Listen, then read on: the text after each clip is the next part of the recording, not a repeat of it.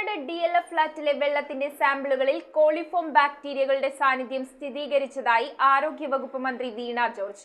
ആരോഗ്യവകുപ്പ് വിവിധ ഫ്ളാറ്റുകളിൽ ഉപയോഗിക്കുന്ന വെള്ളത്തിന്റെ നിശ്ചിത സാമ്പിളുകൾ 2 നേരം പരിശോധിച്ച് ക്ലോറിന്റെ അളവ് വിലയിരുത്തി വരുന്നതായും മന്ത്രി. രോഗലക്ഷണങ്ങളുള്ളവർക്ക് അടിയന്തര വൈദ്യസഹായം ലഭ്യമാക്കുന്നതിന് ആരോഗ്യവകുപ്പിന്റെ നേതൃത്വത്തിൽ മെഡിക്കൽ ക്യാമ്പുകളും സംഘടിപ്പിച്ചിട്ടുണ്ട്. കൊച്ചി കാക്കനാട് DLF ഫ്ളാറ്റ് സമുച്ചയത്തിൽ നിന്നും ആരോഗ്യവകുപ്പ് പരിശോധനയ്ക്കയച്ച സാമ്പിളുകളിൽ ഫലം ലഭിച്ച 3 സാമ്പിളുകളിൽ കോളിഫോം ബാക്ടീരിയകളുടെ സാന്നിധ്യം സ്ഥിരീകരിച്ചതായി ആരോഗ്യവകുപ്പ് മന്ത്രി വീണ ജോർജ് പറഞ്ഞു. ഫ്ളാറ്റിലെ വിവിധ കുടിവെള്ള സ്രോതസ്സുകളായ ഓവർഹെഡ് ടാങ്കുകൾ, ബോർവെല്ലുകൾ, ഡൊമസ്റ്റിക് ടാപ്പുകൾ, കിണറുകൾ, ടാങ്കർ ലോറികളിൽ സപ്ലൈ ചെയ്യുന്ന വെള്ളം എന്നിവയിൽ നിന്നായി ഇതുവരെ 46 സാമ്പിളുകളാണ് പരിശോധനയ്ക്കയച്ചിട്ടുള്ളത്.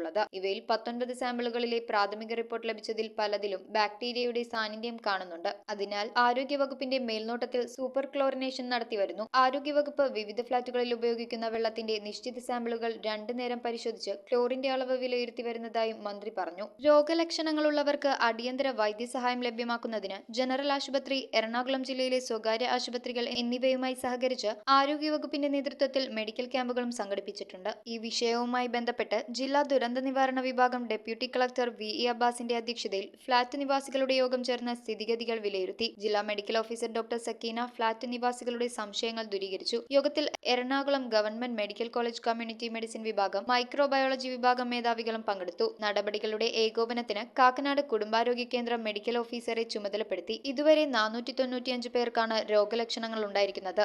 3 പേർക്കാണ് പുതുതായി രോഗലക്ഷണം കണ്ടെത്തിയതും. കുടിക്കുന്നതിന് തിളപ്പിച്ചാറ്റിയ വെള്ളം മാത്രം ഉപയോഗിക്കുക. കുറഞ്ഞത് 5 മിനിറ്റെങ്കിലും വെള്ളം തിളപ്പിക്കണം. 20 മിനിറ്റ് തിളപ്പിക്കുന്നതാണ് ഉത്തമം. ഫിൽറ്ററിൽ നിന്നുള്ള വെള്ളമാണെങ്കിലും തിളപ്പിച്ചു മാത്രമേ കുടിക്കാവൂ. ഭക്ഷണം കഴിക്കുന്നതിന് മുൻപും ശുചിമുറി ഉപയോഗിച്ചതിനു ശേഷവും കൈകൾ ശുചിയാക്കിയെന്ന് ഉറപ്പുവരുത്തേണ്ടതാണ്. സൂപ്പർ ക്ലോറിനേഷൻ ചെയ്ത് അണുവിമുക്തമാക്കിയതിനു ശേഷം മാത്രമേ സ്വിമ്മിംഗ് പൂൾ ഉപയോഗിക്കാവൂ. തുടങ്ങിയവയാണ് രോഗവ്യാപനം തടയുന്നതിനായി ശ്രദ്ധിക്കേണ്ട കാര്യങ്ങൾ. News bureau, Ernakulam.